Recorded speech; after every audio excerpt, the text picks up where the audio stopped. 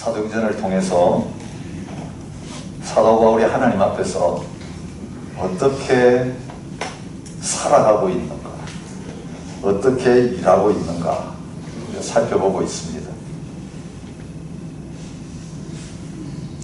한마디로 저는 이렇게 말하고 싶습니다. 삶과 사역의 주도권을 자기가 쥐지 않고 철저하게 하나님께 맡기면서 하나님이 이끄시는 대로 한 걸음 한 걸음 순종하면서 가고 있는 바울의 모습입니다. 오늘 우리 찬양했잖아요. 예수님처럼 살고 싶습니다. 우리 바울처럼 살고, 예수님은 너무 높아가지고 아유 바울 정도도 했으면 좋겠어요. 근데 우리는 거기도 미치지 못할 때가 많아요. 근데 실제로 우리와 함께 하시는 주님, 예수님처럼 살게 하실 수 있습니다. 여러분, 예수님처럼 살면 바울처럼 사는 건 저절로 됩니다. 여러분, 높은 수준을 우리가 기준으로 정하면 그 아래에 있는 것은 다 뛰어넘을 수가 있어요. 근데 우리 기준을 너무 낮춰놓으면 자꾸 신앙생활하면서 벅차요. 아이고 여기까지 왔는데 또 다음 한 단계 또 올라가야 되고 또 올라가야 되고 어디까지 올라가야 되나. 여러분, 힘이 없는데 등산하시는 분들 비슷합니다. 근데 우리가 최고봉이신 예수 그리스도를 바라보게 되어질 때에 그 밑에 있는 모든 봉우리들은 쉽게 정복하는 역사가 나타나게 될 줄 믿습니다. 여러분, 바울이 그렇게 하나님께 모든 것을 인정하고 그 하나님 인도하심을 따라 산 건 아니고 우리 예수님이 그랬습니다. 바울은 예수님을 본받기를 원한다 그랬고, 예수님은 아버지께서 뭘 하시는지 보고 아버지께서 행하시는 그것을 나도 행한다. 아버지께서 말씀하라고 하신 것 나도 말하고, 아버지께서 하라고 하신 일 나도 한다. 그래서 십자가까지 올라가셨습니다. 아버지께 순종하기 위해서, 아버지께 온전히 복종하기 위해서 내 뜻을 내려놓고 아버지의 뜻대로 되기를 원합니다 라고 말씀하시면서 그렇게 하셨습니다. 여러분, 실제적으로 우리가 말씀을 묵상하면서 바울이 그렇게 살아가는 모습을 봅니다. 전도하는 거, 선교하는 거,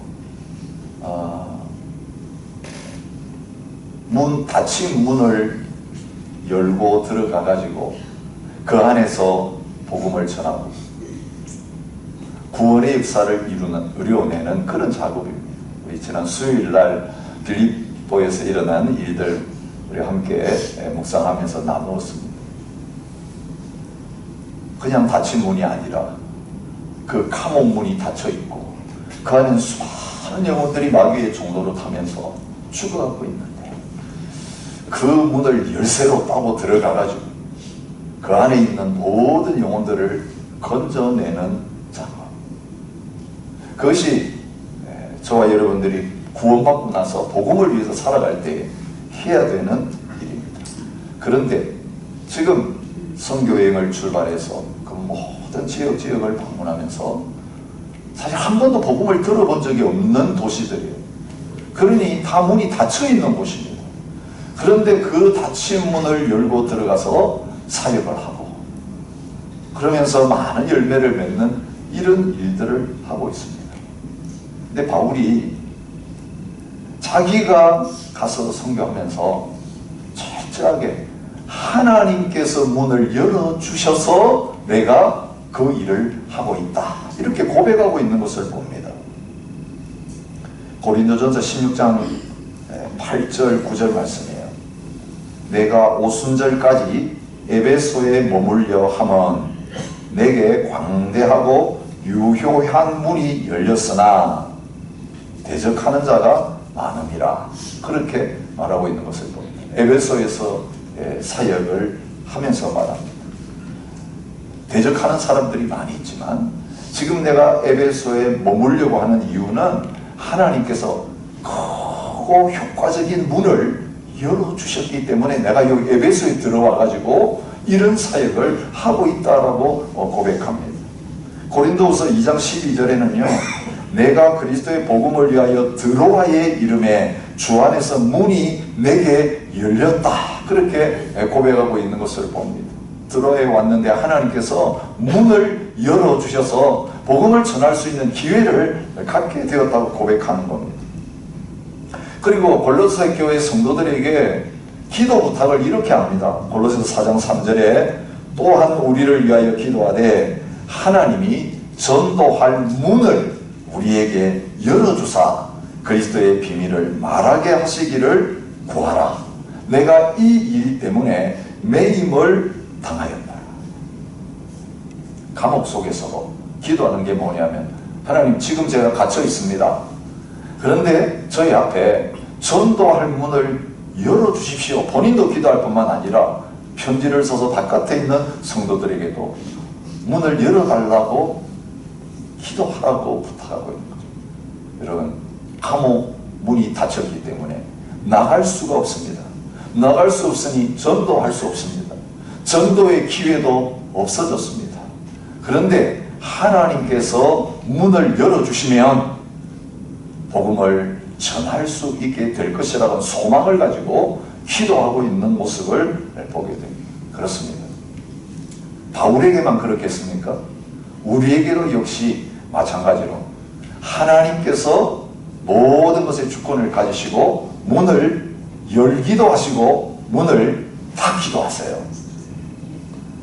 예수님이 요한계시록에 딱 시작하는 1장에서 어떤 분으로 요한에게 나타나십니까? 요한은 귀양살이하고 있습니다. 담모에 갇혀 있습니다. 자유롭게 복음을 전하지 못하고 담모섬에 갇혀가지고 꼼짝 못하고 있는 상황 가운데 있습니다. 그런데 주님께서 나타나셔서 자신을 뭐라고 소개하십니까? 볼지어다 이제 세세토록 살아있어 사망과 음부의 열쇠를 가졌나니 지옥의 열쇠를 내가 지고 있다. 그리고 내가 지옥의 문을 열면 그 지옥에 갇혔던 자들이 나올 수 있다. 그렇게 말씀하십니다. 여러분, 이 주님이 열쇠 가졌다는 말씀 하시는 거 들으니까 어떤 말씀이 생각납니까? 마태복음 16장에서 베드로의 신앙 고백을 들은 다음에 예수님께서 뭐라고 합니까? 내가 천국 열쇠를 너에게 준다. 주님이 지옥의 열쇠, 천국의 열쇠를 가지시고 문을 여시기도 하고 닫기도 하시는 분이신 것을 말하면서 그 열쇠를 저희들에게 맡기셔서 복음 전하는 그 사역을 하게 하신다고 말합니다. 복음 전할 때에 지옥의 문이 열려서 많은 영혼들이 탈출하여 나오게 되고 천국 문이 열려서 천국으로 들어가는 그런 놀라운 역사들이 일어나게 되는 것입니다. 그 열쇠를 가지신 분이 어떤 분이신지 요한계시록 3장 7절부터 8절에서 말합니다. 빌라델피아 교회 사자에게 편지하라.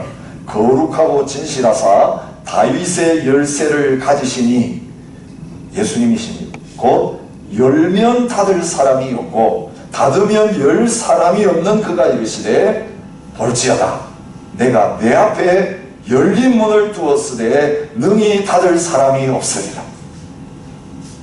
예, 필라델피아 교회 대해서 말합니다. 너희 앞에 내가 열린 문을 두었기 때문에 아무도 못 닫는다.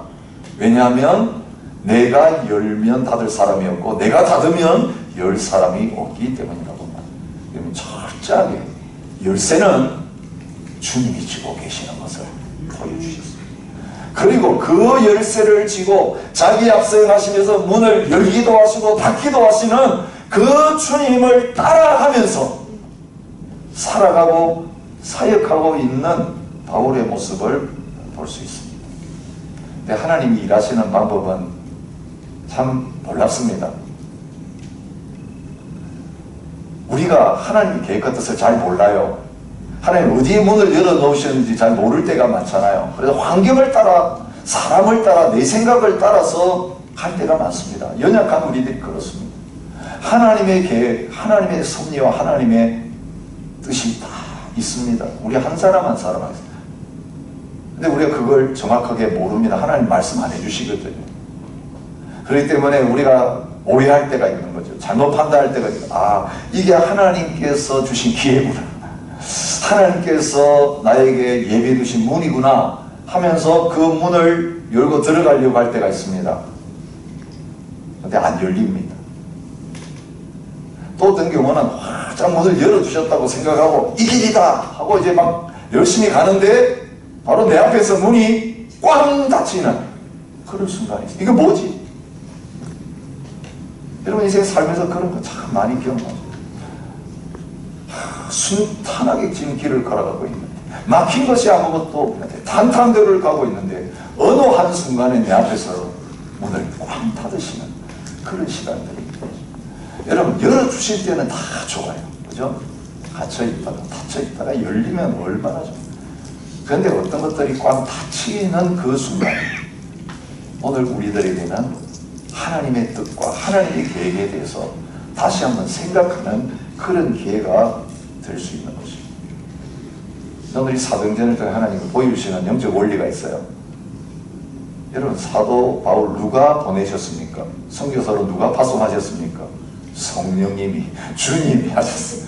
목회 잘하고 있는데 안독교에 부흥하고 있는데 딱 찍어가지고 바울과 바나바 두 사람 자원 받아가지고가 아니고 너희 담임 목사 두 사람 보내라. 여러분 하나님이 시켜서 순종해서 1차 선교여행 떠났습니다. 자, 모든 것이 어려움 없이 순착하게 풀려졌습니까? 아닙니다. 14장 27절에 1차 선교여행을 마치고 와서 바울과 바나바가 안디옥에 보고하는 내용이 있습니다. 하나님이 함께 행하신 모든 일과, 이건 우리가 한 거 아니고 하나님이 우리와 함께 행하시면서 하셨는데 그 하나님이 뭘 하셨다고 보고하냐면 이방인들에게 믿음의 문을 여신 여행이었습니다. 그렇게 보고합니다. 근데 바울은 이방인들에게 믿음의 문을 여실 것이라고는 기대도 안 했습니다. 바울은 자나깨나 동족 사람이었습니다. 유대인이었습니다. 내 동족들이 구원받는다면 나 구원 안 받아도 좋다. 이런 로마서의 그 애틋한 유대인을 향한 동족을 향한 뜨거운 사람이 있었습니다. 여러분 바울은 이스라엘 땅에 산 사람이 아니라 외국 땅에 산 우리처럼 고국을 떠난 사람들입니다. 참 재밌는 것 같아요. 고국에 있는 사람보다 고국을 떠난 사람들이 더 애국자입니다. 그죠? 나라 안에 있을 때는 막 욕하고 불평하고 했는데 외국에 나와보니까 나라를 사랑하게 돼요. 바울에게 그 마음이 있었던 거예요. 고국을 떠났지만 이스라엘에서 하나님의 선택받은 백성, 그래서 고국에 사는 사람보다 율법을 더 배우고 율법대로 더 열심히 사는, 열심히 태어나서 예수 믿는 사람까지 죽이려고 앞장서는 그런 사람이었습니다. 그래서 전도하러 선교에 갔을 때 제일 먼저 주로 어디에 가서 복음을 전했습니까? 동족들이 모여있는 회당에 갔습니다. 빌립보에 갔는데는 빌립보 회당이 없었습니다. 회당은요, 성인 남자 10명 이상 모여야 열어요. 거기 믿는 남자들이 적으니까 회당 건물을 놓고 강가에서 기도처로 모이고 있었어요. 그래서 회당이 없으니까 강가에서 주로 예배 드리고 기도하는데 사람들, 유대인들 가운데 예배 드리는 사람들이 있을까 싶어서 강가를 찾아갔다가 거기서 루디아를 만나게 되는 거예요. 동족을 찾아다니면서 먼저 그들에게 복음을 전하는 그런 일을 하려고 했어요. 그런데 이런 유대인들의 마음 닫힌 문을 두드리면서 복음 전하려고 했는데 하나님은 막으셨습니다. 그죠? 거기서 믿는 사람들이 있었지만 가는 도시마다 어떤 반응이 일어났습니까?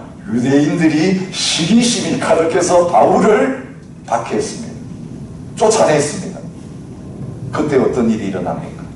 우리는 이방인에게로 가라. 쫓겨나가지고 이제는 유대인들이 안 받아들이니까 이방인에게 복음을 전했는데 유대인들이 거절한 복음을 이방인들은 쌍수를 들어서 환영하며 받아들이는 놀라운 역사가 일어난 겁니다. 하나님이 믿음의 문을 열어주신 것입니다. 자, 1차 전도여행은 바울이 두드린 문은 많이 안 열리고 닫히고 전혀 기대하지 않았던 문을 열어주신, 그게 유대인의 거절을 통해서 이방인의 수용이 일어나게 된 사건. 자, 2차 전도여행 어떻습니까? 출발할 때 마음이 이렇습니다. 우리가 주의 말씀을 전한 각 성으로 다시 가서 형제들 방문하자였어요. 새로운 교회를 세울 마음 없었습니다. 저 할례 문제 때문에 어려움이 있었는데 결정이 딱 났잖아요. 지난주에 말씀처럼. 자, 이 결정한 편지를 가지고 다니면서 이 할례 문제 때문에 모든 교회들이 다 힘들어하고 있을 게 분명한데 특별히 이방인들이 많은 교회잖아요. 그러니 이 유대인들이 돌아다니면서 또 이방인들 할례 받으라고 흔들고 있을 것 뻔한데 우리 이 편지 가지고 가서 그들을 격려하고 든든하게 만드는 순회 사역, 요즘 말하는 거 신방하고 돌아오자 했어요. 그리고 출발할 때 누가 같이 갔습니까? 우리가, 바울과 바나바가 1차하고 똑같이. 근데 출발부터 문제가 생겼죠? 어떤 문제 생겼습니까? 1차 선교여행 때 떠나갔던 마가가 이제는 마음을 돌이켜가지고 가고 싶어 했습니다. 저도 좀 끼워주세요. 그런데 바울은 못 데리고 간다. 바나바는 데리고 가자. 그리고 둘이 가려고 했는데 이어 마가가 튀어나오는 바람에 계획이 처음부터 틀어졌습니다. 팀이 나눠졌어요. 그래서 바나바는 마가를 데리고 따로 가고 바울은 누구를 데려요? 실라를 데리고 떠나서 가게 됩니다. 자, 방문하는 사역 잘 하고 있는 가운데 이 아시아 대륙 복음 전하지 못하도록 하나님께서 닫으시는 것을 보게 됩니다. 아시아에서 말씀을 전하지 못하게 성령께서 막으셨습니다. 예수님의 영이 허락지 아니하셨습니다. 그러니까 문을 열어주셔야 사역을 하는데 문을 닫으시면서 하나님이 허락하지 않는, 여러분 문이 닫힌다는 건 하나님이 허락하지 않는다는, 문을 여신다는 건 하나님의 오케이 사인이 나와서 열린다는 그런 뜻입니다. 이런 상황 속에서 드로아까지 내려갔는데 드로아에서 어떤 문이 열립니까?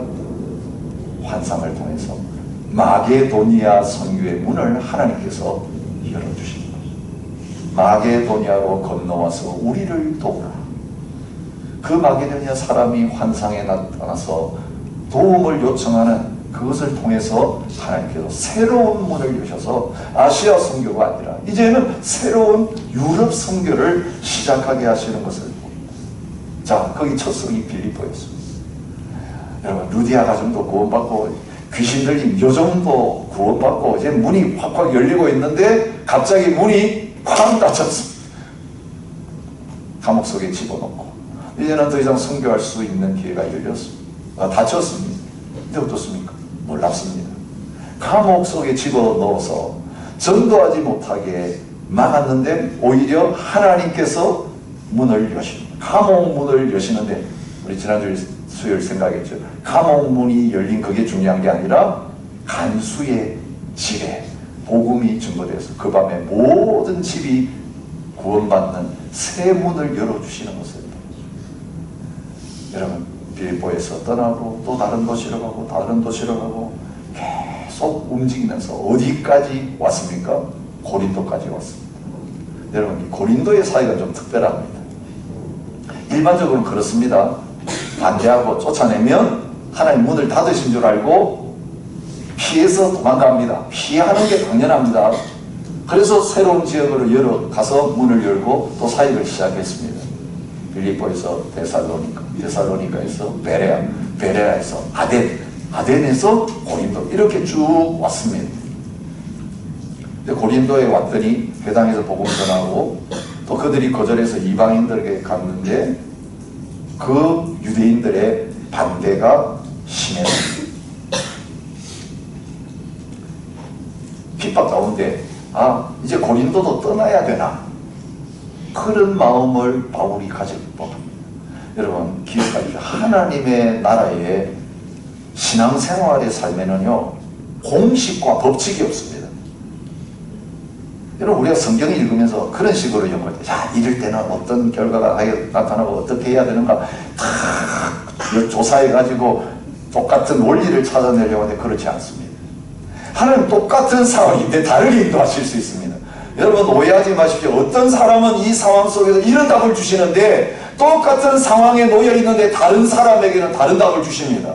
야고보와 베드로가 감옥에 똑같이 갇혔습니다. 야고보는 어떻게 됐습니까? 죽었습니다. 순교했습니다. 베드로는 어떻게 하셨습니까? 옥문을 열고 꺼내어서 계속 살려서 사역하게 하셨습니다. 누가 하신 일입니까? 하나님이 하신 일입니다. 하나님의 능력이 없어서 하나님이 야고보는 덜 사랑하고 베드로를 더 사랑하기 때문에 하신 일이 아니라 모두를 사랑하시고 명령 많으신 하나님이 각자의 상황에 따라서 다른 인도하심을 주신 거예요.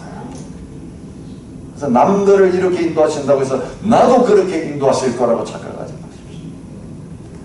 과거에 이렇게 인도하신 것 따라서 이번에도 똑같이 인도해 달라고 기도하거나 그렇게 안 하실 때 난망하지 마시기 바랍니다. 하나님은 그때마다 하나님의 뜻을 알려주시고 하나님의 인도하심을 다르게 허락하실 수 있습니다. 옷을 털고 이방인에게 갔습니다. 두려움 가운데 있었습니다. 이제 여기도 이제는 떠나야 되나? 그때 밤에 주님께서 환상을 통해 뭐라고 하십니까? 두려워하지 말며 침묵하지 말고 말하라. 분명하게 하나님의 사인을 주십니다. 내가 너와 함께 있음에 어떤 사람도 너를 대적하여 해롭게 할 자가 없을 것이니 이는 이 성중에 내 백성이 많음이라. 여러분 환경은 노인데 하나님의 말씀은 예스예요. 오케이 사인이었어. 얼마 있었습니까? 1년 6개월을 떠나지 않고 머물렀습니다.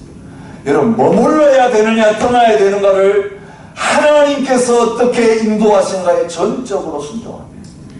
두려워서 떠나고 도망다니는 그게 아니라 하나님이 문을 닫으시면 떠나고 하나님 문을 여시면 들어가고 하나님의 사인에 온전히 순종합니다. 그런데 오늘 말씀은 어떻습니까? 1년 6개월 사역해서 잘 되어가고 있는데 이제는 고린도를 떠나서 에베소를 거쳐 다시 안디옥으로 갔다가 이제 2차 전도 여행의 마감이에요. 제일 중요한 2차 전도 여행의 사역 우리가 보면 이제 이 고린도에서 고린도 교회 세운 것이 가장 큰 사역이었어요. 그리고 이게 끝나면서 이제 안디옥 갔다가 3차 전도 여행을 떠나는 것까지 오늘 우리가 읽은 말씀 가운데 나타나고 있는 것을 볼 수 있습니다. 자, 왜 고린도를 떠나게 되는가? 12절에 나타난 유대인들의 고소 사건입니다. 여러분, 유대인들의 박해가 1년 6개월 동안 계속 있었습니다. 괴롭혔습니다. 근데 마지막은 어떻게까지 합니까? 법정에 바울을 끌고 가가지고 총독 앞에 세워서 재판받는 자리까지 가게 되는 거예요. 여러분, 이제까지 바울이 박해를 당했어도 총독 앞에 끌려가가지고 재판받은 적은 없습니다. 그냥 내맞고 감옥 갔다가 이제 풀려나고 그 정도지. 총독의 법정 앞에 서서 공적 재판 받는 거 처음입니다. 근데 놀랍게 하나님이 개입하시죠. 그 문제 어떻게 됩니까? 아예 총독이 이것은 고소할 이유도 되지 않는다. 요즘 법정 말로 하면 각하시켜버립니다. 이거는 받아들이지도 않겠다. 판결을 내린 것도 아니고 이거 어떤 문제나 너희들 문제잖아. 그러니까 나한테 가지고 오지 말고 너희들이 해결해 하면서 이 유대인들의 고소를 거절하고 돌려보내는 결과가 나왔습니다. 바울은 아무것도 할 필요가 없었습니다. 나서서 말하려고 하다가 아무 말을 하지 않고도 너무 쉽게 이 문제가 끝났습니다. 네, 여러분, 이때 같으면 우리 어떻게 생각했을까요? 와, 풀렸으니까 계속하자. 여러분, 환경이 어려우니까 하지 말고 환경이 풀려지면 하나님이 오케이 사니까 하고, 이런 방법으로 바울이 움직이지 않은 걸 알 수 있습니다. 모든 것 끝났습니다. 그런데 며칠 머물다가 이제는 그곳을 떠나서 작별해서 이제는 안디옥으로 돌아가고 있는 것을 봅니다. 여러분, 이 과정 속에서 저희들이 유의 깊게 살펴봐야 될 말씀이 하나 있습니다. 이 에베소에 관한 겁니다. 여러분, 3차 전도여행의 핵심은 어디입니까? 에베소입니다. 에베소에 있으면서 그 주위에 있는 모든 곳에 복음을 증거하기 위해서 사람들을 두란노서원에서 훈련시키고, 그렇죠? 가장 중요한 역할, 에베소 사역을 통해서 했습니다. 근데 이제 돌아가는 길에 이 에베소에 들렸습니다. 바울이 말씀을 전하니까 이 에베소의 반응이 어땠습니까? 역시 네거티브가 아니고 포지티브였습니다. 여러 사람이 더 오래 있기를 청하되 가지 마세요. 붙잡았습니다. 오래오래 지금 머물면서 우리에게 복음을 가르쳐 주세요. 환경적으로 사람들이 원했고 열렸습니다. 근데 바울은 어떻게 대답하고 있습니까? 이제까지 사역하면서 바울의 중심, 제가 말씀드렸던 그 원리가 분명하게 드러나는 현장입니다. 작별했습니다. 붙드는데 작별했습니다. 떠났습니다. 머물러 달라고 하는데 떠나면서 뭐라고 합니까? 만일 하나님의 뜻이면 너희에게로 돌아오리라. 사람들의 붙잡고 열광적인 환영이 하나님의 인도하심을 따르는 바울을 막을 수 없었어요. 하나님이 허락하시면 돌아온다. 하나님이 허락하지 않으시면 돌아오지 않는다. 바울은 계속해서 하나님의 사역하면서요, 그런 원리를 반복해서 말하고 있는 것을 봅니다. 고린도전서 4장 19절입니다. 주께서 허락하시면 내가 너희에게 속히 나가겠다. 고린도교회 지금 편지 쓰면서 하는 말이에요. 내가 가고 싶은데 못 가는 이유가 하나님 허락하지 않아서 못 갑니다. 지금 그래서 편지만 대신 보내고 있는데 주님이 허락하시면 직접 가서 너희에게 말하겠다고 이야기합니다. 여러분, 비행기 티켓 사가지고 돈만 있으면 우리 가고 싶은데 어디 못 갑니까? 우리 또 이번에 선교여행 제가 어제 봤는데, 아이고, 시간 있고 돈 있으면, 마음만 있으면 다 하죠. 그죠? 오늘 우리가 인생을 살아가는데 그렇게 살 때가 너무 많다는 거예요. 내가 할 수 있으니까 그냥 다 하면 되지. 근데 바울은 그렇게 하지 않았습니다. 사람들이 원했고, 필요도 있었지만, 주님이 허락하지 않으시면 할 수 있는 것도 하지 않았어요. 할 수 없는 것도 주님이 허락하시고 하라고 하면 목숨 걸고 위험을 무릅쓰고 나가는 자리에 있었던 것을 봅니다. 이게 한 번만 나오지 않아요. 고린도전 16장 7절입니다. 이제는 지나는 길에 너희 보기를 원하지 아니하노니 이는 만일 주께서 허락하시면 얼마 동안 너희와 함께 머물기를 바랍니다. 지나가다가 잠시 들를 수도 있는데 노하는 것입니다. 나는 지나가다가 잠시 들르는 그 방문을 하기를 원치 않는다. 하나님이 허락하시면 너희하고 오래 머물면서 사역하기를 원한다. 여기도 단서가 뭡니까? 주님이 허락하시면. 로마서를 쓸 때도 똑같은 말씀을 하고 있어요. 로마서 15장 32절 나로 하나님의 뜻을 따라 기쁨으로 너희에게 나아가 너희와 함께 편히 쉬라. 하지 못하니까 로마교회 편지 씁니다. 근데 소망은 뭡니까? 하나님께서 그 로마교회에 방문해서 성도들을 만나고 이 로마교회 파송을 받아서 땅끝을 향하여 가게 되어지는 그 간절한 바람이 있습니다. 그런데 이게 내 뜻이고 내 소원이지만 하나님이 허락하시고 하나님의 뜻을 따라서 이 일이 되어지기를 원하니까 나를 위해서 기도해 달라고. 이걸 한마디로 이렇게 할 수 있죠. 주님이 말씀하시면 가고, 주님이 말씀하지 않으시면 멈추고, 주님이 멈추라고 하면 멈추고, 주님이 힘들지만 계속해서 keep going이라고 하면 계속해서 순종하는, 나의 의지와 뜻이 아니라 철저하게 주님의 뜻에, 주님의 인도하심에 따라가는 삶의 모습. 여러분, 전도 사역의 현장과 그렇겠습니까? 우리 개인의 삶도 마찬가지입니다. 우리를 이 세상에 오게 하신 분이 하나님이십니다. 언제 떠나게 하실지도 하나님이 알고 계십니다.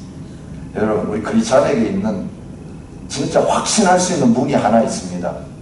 확신할 수 있는 문. 세상의 문이 아무리 열리고 닫히고 뭐 해도 우리가 마지막에 활짝 열린 문 하나를 가지고 있습니다. 어떤 문입니까? 열린 천국 문입니다. 잠시 세상에 내가 살면서 항상 찬송 부르다가 날이 이쯤으로 오라 하시면 영광 중에 나아가리. 열린 천국문 내가 들어가 세상 짐을 내려놓고 빛난 면류관 받아 쓰고서 주와 함께 길이사. 여러분, 문이 닫히면 여기 갔다 저 갔다, 그저 한국에서 또 호주, 이곳에서 저곳, 이 일하다가 저 일하고, 이 교회에서 저 교회고. 여러분, 나그네이기 때문에 오늘 우리는 한 곳에 영원히 살고 싶지만 그렇지 못해요. 근데 여러분, 이 세상에서 때때로 문이 닫힐 수 있고 여러 가지 고난이 있을 수 있지만 마지막에 저와 여러분을 위해서 주님께서 천국 문을 활짝 열어놓고 계십니다. 여러분, 이 천국 문이 열린 사람들은 두려워할 것이 아무것도 없습니다. 걱정할 것이 아무것도 없습니다. 독생자를 아끼지 아니하고 우리를 위해 주신 분이 무엇을 아끼시겠느냐 말이에요. 주님이 저와 여러분에게 닫힌 문을 주시는 것은 더 좋은 문을 예비하셨기 때문이에요. 그 문을 바라보시기 바라요. 여러분, 그 믿음 가지면 감옥 속에서도 기도하고 찬양했던 바울과 같은 삶을 살아갈 수 있습니다. 고난 속에서 찬양하셔야 돼요. 어려운 속에서 감사하고 기뻐하시고. 왜요? 하나님께서 내 인생에 열쇠를 쥐고 계시기 때문에. 문이 닫혔다고 부수고 들어가려고 하면 안 돼요. 때때로 우리 그럴 때가. 주님 말씀하셨죠. 구하라 주실 것이요, 찾으라 찾을 것이요, 문을 두드리라 열릴 것이다. 두드리는 건 주님이 허락해 주시기를 구하는 거예요. 두드려도 안 열어주시면 다른 문으로 가야 돼요. 이게 하나님입니다. 오늘 저와 여러분의 인생에 때때로는 문을 닫으시죠.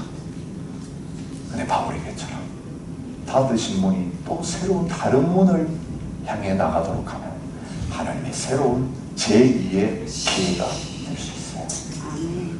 오늘 그 주님의 인도하심을 말씀과 기도를 통해서 잘 분별하시고 그 뜻에 순종하면서 때때로 환경은 힘들고 어려울 때가 있지만 우리 앞에는 영적인 대로가, 시온의 대로가 활짝 열려서 그 주님이 열어주신 시온의 대로를 향하여 걸어가면서 눈물 골짜기가 샘의 곳이 되고 그곳에서 하나님이시는 하나님 나라의 감격과 기쁨을 미리 맛보며 누리며 살아갈 수 있는 저와 여러분이 되실 수 있기를 바랍니다. 한 분의 이야기를 소개하고 싶어요. 킴 윅스라고 하는 여자분이에요. 혹시 아시는 분 계세요? 킴 윅스, 한국 분이에요. 윅스 영어성을 가지고 있는데 이름은 킴이에요. 미국에 입양돼서 가셔서 지금까지 살고 계신 분이에요. 올해 77세 여자분이세요. 자기 본명을 모르신 분이에요.